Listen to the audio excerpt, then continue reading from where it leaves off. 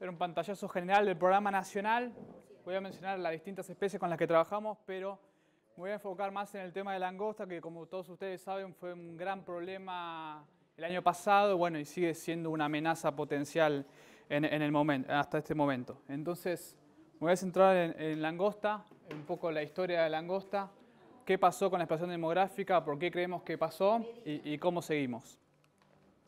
Bueno, el programa es un programa oficial dentro de varios programas de la Dirección de Sanidad Vegetal. Recién habló Paola del tema de mosca, Ricardo va a hablar del tema de lobesia, es un programa más, es el más antiguo de la dirección.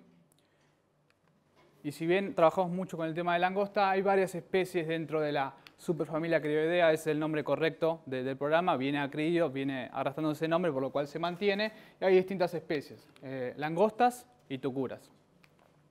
A modo de ejemplo, Dicropus uliangatus, nosotros lo denominamos dentro del complejo tucura, a un gran número de especies que están distribuidas a lo largo y ancho del país. Ahí en la zona de Buenos Aires estas tucuras suelen ser muy problemáticas. Hay una especie particular que es Dicropus maculipienis, que suele ser la que tiene un comportamiento similar a lo que es langosta, entonces es por ahí la especie de tucura más perjudicial a nivel país.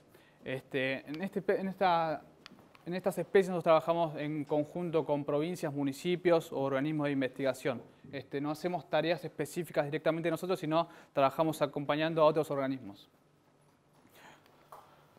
Otra tucura en la que sí participa SENASA activamente es esta tucura sapo, que se caracteriza por no tener alas, ¿sí? Y es un gran problema en la región patagónica, sobre todo porque compite con los mallines, que son alimento del ganado, ovino sobre todo. Bueno, no se ve, pero esto es un mapa, un ejemplo de la provincia de Chubut de todo el monitoreo que se hace de esta especie en particular.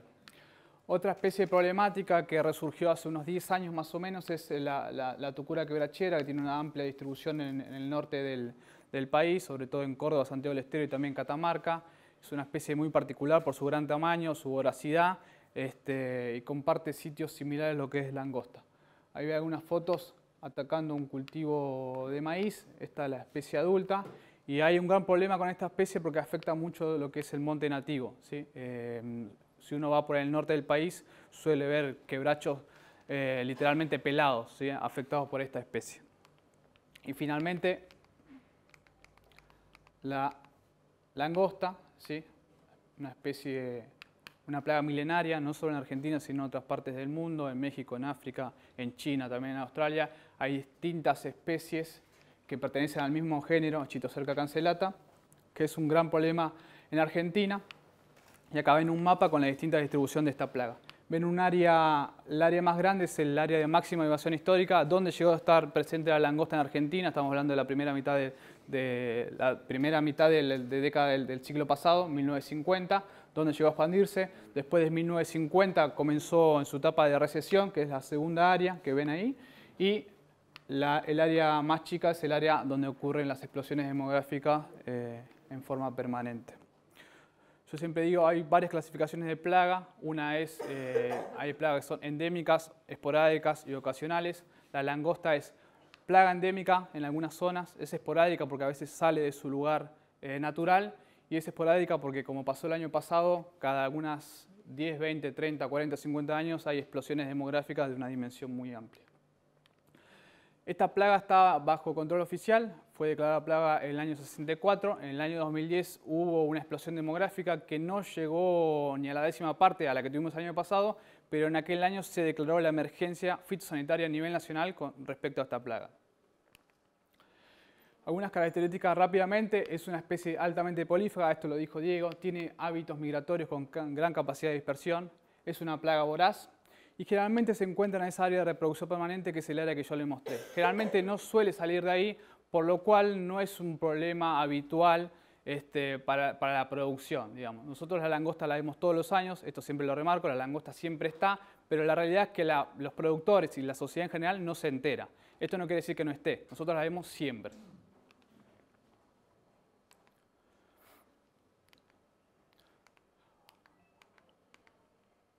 La langosta fue la plaga que le dio origen a los servicios oficiales de control a nivel Estado con respecto a la sanidad vegetal. Esto es simplemente un ejemplo de cómo se fueron sucediendo distintos entes o instituciones de sanidad vegetal que precedieron lo que hoy es el Programa Nacional de Acridios. Antes que exista en Argentina una dirección o un SENASA de sanidad vegetal, existió un programa de lucha anticridiana. Hay un director de acridiología de la década del 50 que dividió el control de la langosta en 3 etapas, ¿sí? Desde 1890 a 1940 hablamos de una etapa preventiva donde no había métodos activos de control, sino solamente se trataba de contener a la plaga. ¿Cómo se la contenía? Con barreras físicas, con quemadores, se cazaba y se embolsaba, se extraían huevos del suelo, pero no había ninguna acción directa para los adultos, por lo cual una vez que la plaga desarrollaba y entraba al estadio adulto no había más nada que hacer. Y todas esas fotos que ven ustedes ahí es un poco el relato, ¿no?, de todas las campañas que se fueron sucediendo. Ahí ven las barreras que les decía, ahí se juntaban, después se terminaban quemando. Después hay un segundo periodo que es una época muy chiquita, son 10 años nada más, cuando aparecen en el mundo los insecticidas de síntesis química, y ahí empezó un... Exacto. Empezaron los insecticidas y ahí básicamente se diezmó la población. Piensen que en ese momento el programa, lo que hoy el Programa Nacional, tenía una dotación de 7.000 personas abocadas al control de la langosta. 7.000 personas, algo parecido a lo que tiene el SENASA actualmente, solamente para controlar esta plaga, ¿no? Entonces se incorporan los insecticidas sintéticos y se aplica a lo largo y ancho del país con estos productos, además de diezmar la población, un gran impacto en lo que es el ambiente y también la sociedad en general, ¿no? En ese momento el programa contaba con aviones, contaba con helicópteros, contaba con vehículos, estaba muy bien dotado.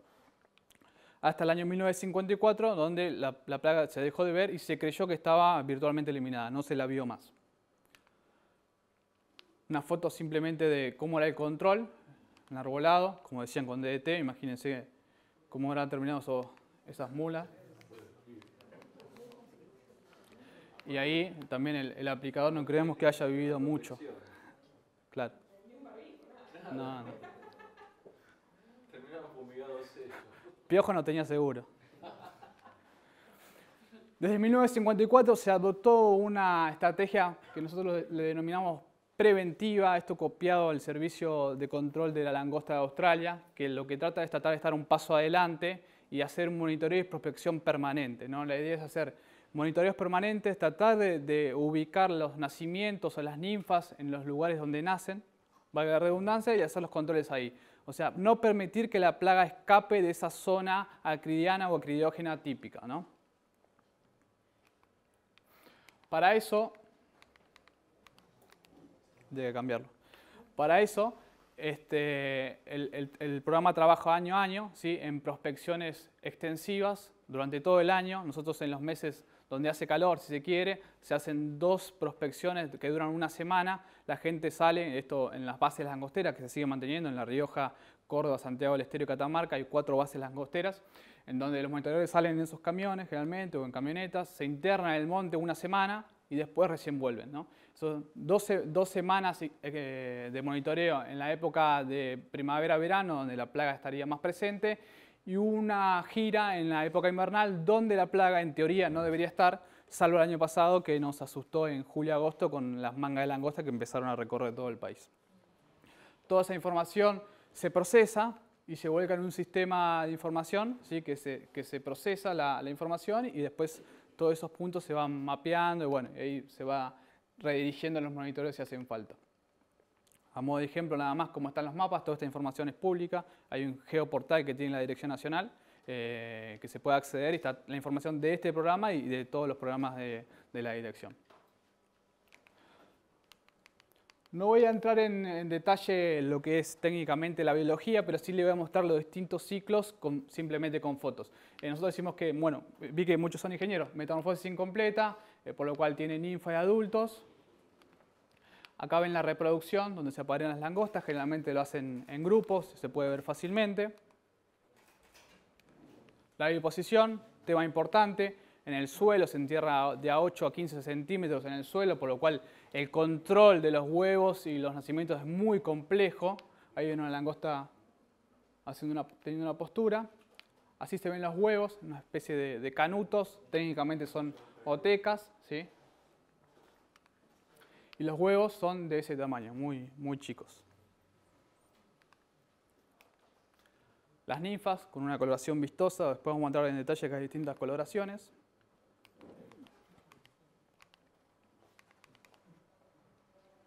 Y el adulto. No. Una pregunta que siempre sale y todos se preguntan cuando hablan de langostas y tucuras, hay una frase que dice que todas las langostas son tucuras, pero no todas las tucuras son langostas.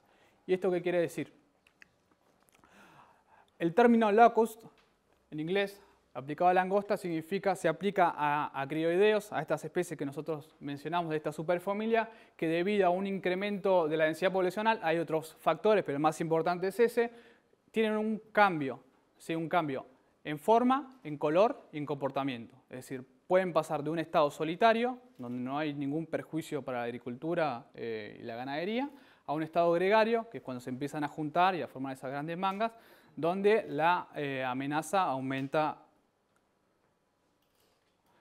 Y la diferencia con la tucura es básicamente eso. Tucura es una palabra en guaraní que significa parecido a langosta, ¿sí? Mundialmente son conocidos como grasshopper.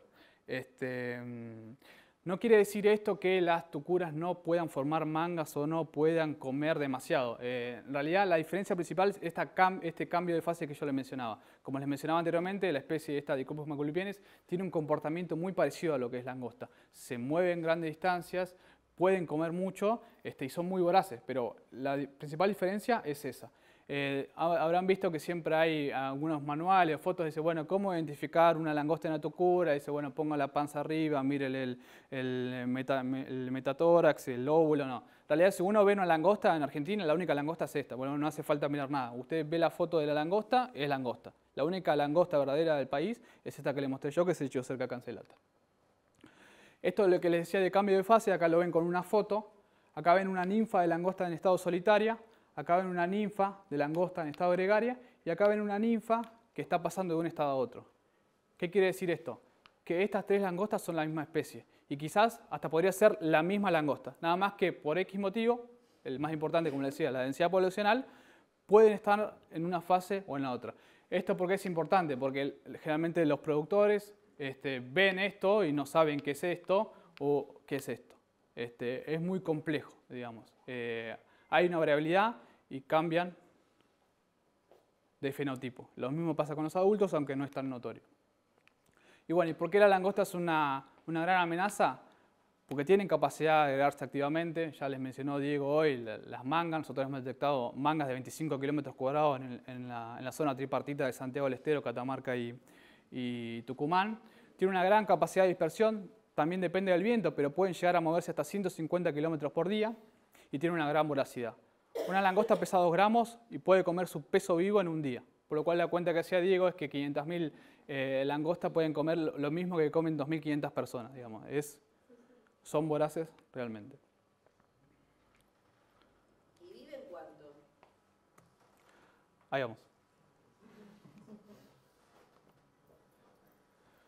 Bien, para ir un poco cerrando, como les decía, una explosión demográfica que tuvimos el año pasado, sin precedente en los últimos 60 años, como les decía, desde el año 54 que no teníamos una explosión similar. Hubo una en el 2010, hubo una en el 89, pero no tuvo esta dimensión, por lo cual todos los langosteros, como nosotros decimos, los viejos langosteros incluso se sorprendieron con la explosión demográfica que nosotros tuvimos y mantenemos. Simplemente una foto de cómo se van formando las mangas.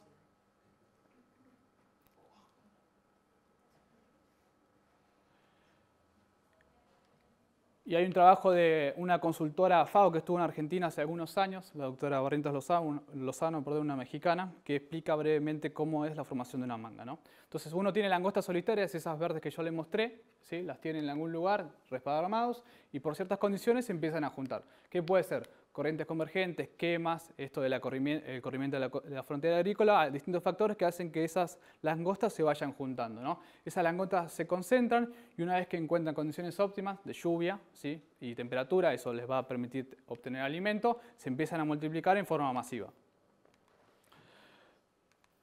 esa multiplicación va a hacer que haya un aumento de la densidad.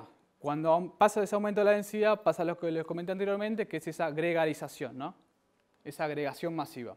Y ahí se forman las mangas de ninfas, que técnicamente se llaman bandas porque son que caminan, digamos, bandas o bandas, se van desplazando caminando, no vuelan. O las mangas de adultos, como la que vieron en la foto.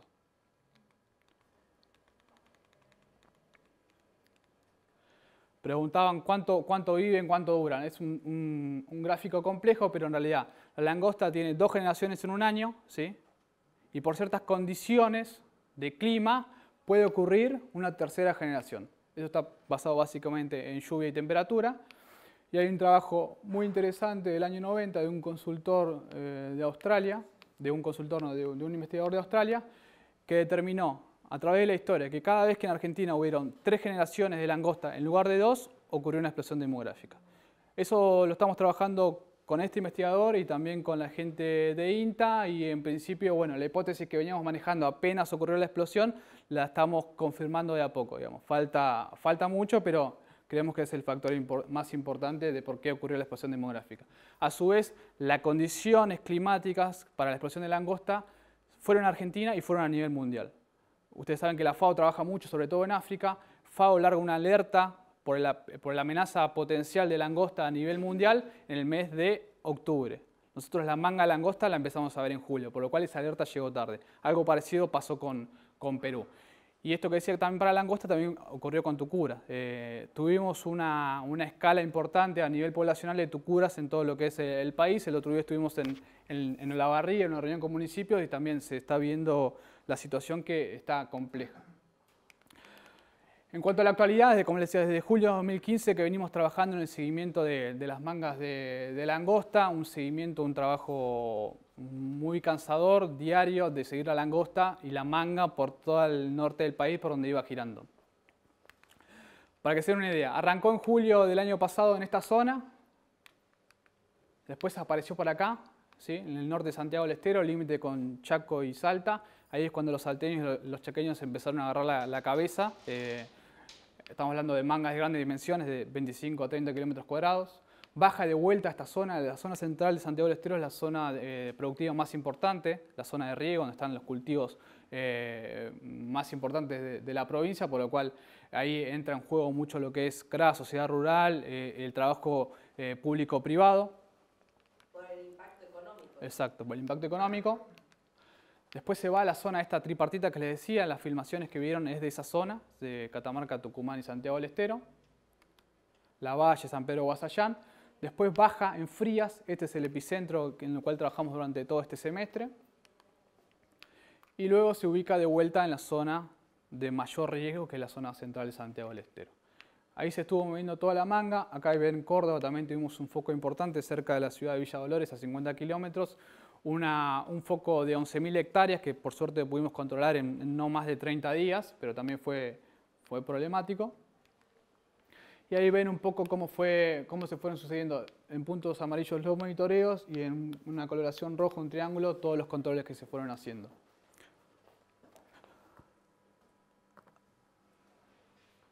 A modo de resumen, este es un video que grabó la gente de prensa donde se ve la explosión. Esto es Ruta Nacional 157, ¿sí? En la zona que les decía.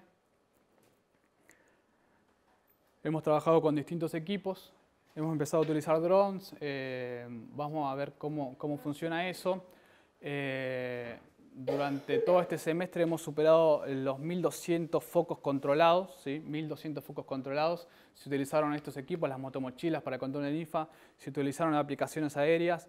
Hemos trabajado con turbosoplantes, ¿sí? Tiradas por un tractor. También hemos trabajado con los viejos camiones Unimog, que son del año 73, que todavía siguen andando. Y hubo un gran esfuerzo humano, por lo cual en la zona de Frías hemos trasladado gente de distintas partes del país para enfrentar esta emergencia. Hemos llegado a contabilizar entre 10 y 15 camionetas en la ciudad de Frías, con más de 20, 25 personas trabajando en forma permanente, de lunes a viernes. Hemos trabajado también en guardia fines de semana. Las jornadas eran extensivas, imagínense que estamos hablando de enero, febrero, estamos hablando de 40, 45 grados. por lo cual la tarea empezaba a las 6 de la mañana, se cortaba alrededor del mediodía y a las 4 se retomaba y se extendía la jornada hasta las 10, 11 de la noche, donde el equipo se juntaba nuevamente, se realizaban los informes y generalmente se decidía una aplicación aérea según las circunstancias.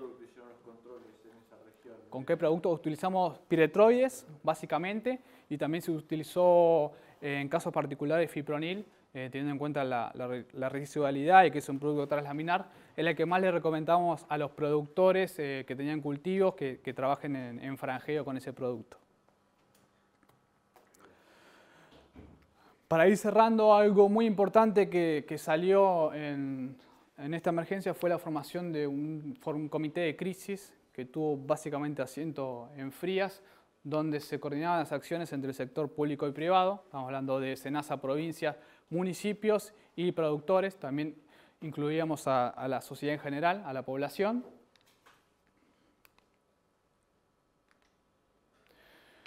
Y por ahí algo que tenía que ver con la reunión de hoy era la estrategia de comunicación en crisis.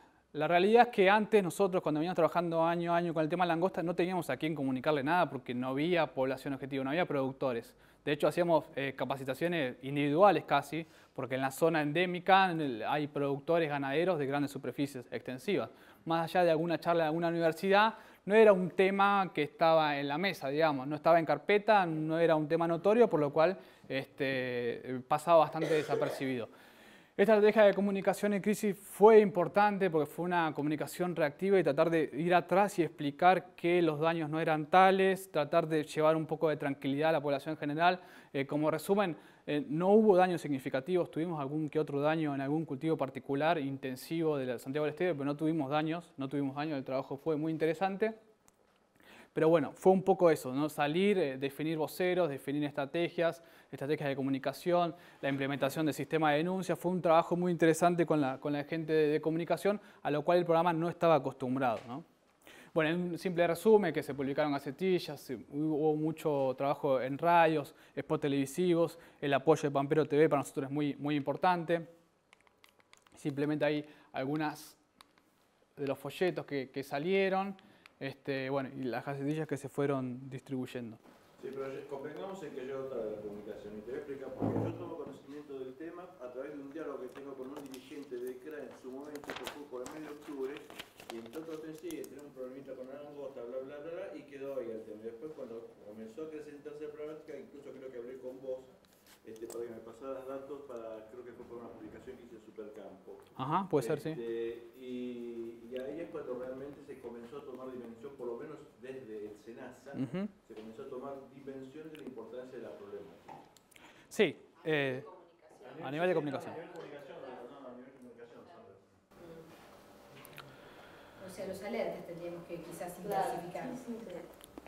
El SENASA estaba digamos, estaba la importancia del tema estaba. Sí, claro, pero desde la parte comunicativa, o sea, yo me entero por un tercero, a través de un diálogo que se llama productor. Pero no en octubre. Yo tomo conocimiento del año pasado, nosotros le hemos pasado mucho antes. Pero bueno, a Eduardo no le llegó, así que alguna cosa le tuvo que haber. Bueno, cierro. Nada, a fin de que estén en tema, esto también un trabajo muy interesante con INTA, donde se están planteando distintas líneas de investigación. No voy a entrar en detalle. Sí es interesante el trabajo de control biológico. Estamos trabajando con un instituto de Cuba, ¿sí?, para lograr el control biológico de la plaga. Estas cepas las hemos encontrado en el medio de la emergencia, en la que estamos trabajando. Estamos modernizando los equipos de control. Esto que les decía, los camiones del año 70 son estos que están acá. Imagínense los problemas que tiene un camión del año 70 para hacer un control. Avanzamos en el tema de utilización de aviones no tripulados y tuvimos como dato muy importante la visita de 2 investigadoras de la Universidad de Arizona de Estados Unidos, con las cuales realizamos un taller en Buenos Aires, muy interesante, de langosta de tucura. Participaron varios investigadores que están relacionados en la temática y bueno, ahí surgió la idea de hacer un consorcio de langostas a nivel mundial, que es algo que en realidad que la gente de Estados Unidos viene trabajando hace tiempo y bueno, puede ser un tema interesante. Bueno.